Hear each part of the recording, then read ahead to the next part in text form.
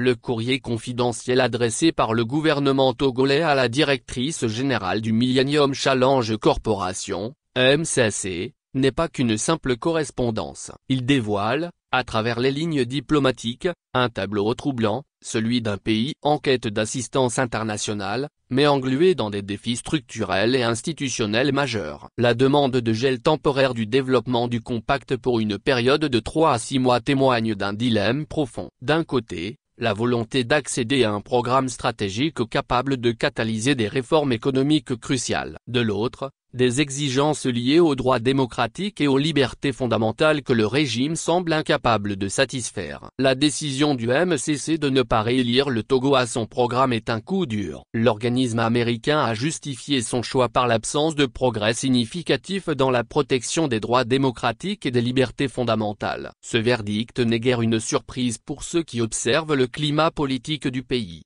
Répression des partis d'opposition, musellement des médias indépendants, et intervention musclée des forces de l'ordre dans les sphères de la société civile.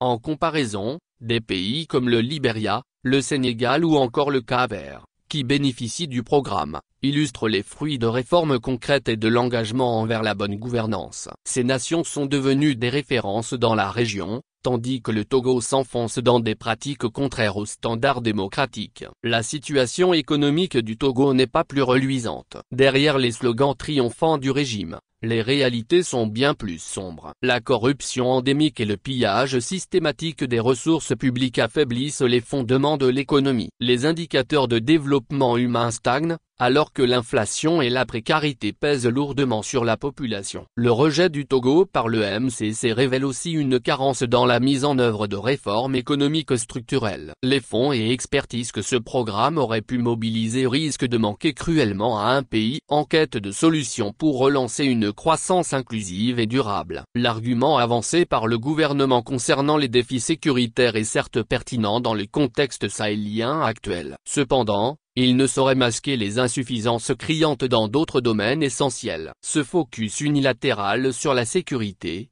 au détriment des réformes économiques et démocratiques, montre une gestion déséquilibrée des priorités nationales. Le rejet du MCC devrait être un signal d'alarme pour le régime en place. À l'heure où d'autres pays d'Afrique de l'Ouest récoltent les fruits de leur engagement envers des pratiques démocratiques et une gouvernance responsable, le Togo semble s'enliser dans des méthodes dépassées et contre-productives.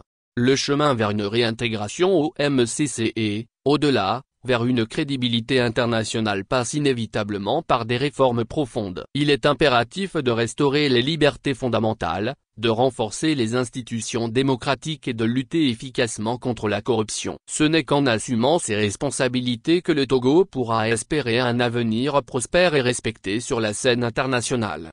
Faure Gnassingbé et son gouvernement se trouvent à la croisée des chemins. Continuer dans la voie actuelle pourrait condamner le pays à une marginalisation croissante. Une réorientation courageuse et sincère, bien que douloureuse à court terme, pourrait toutefois insuffler un nouvel espoir dans une nation qui en a désespérément besoin.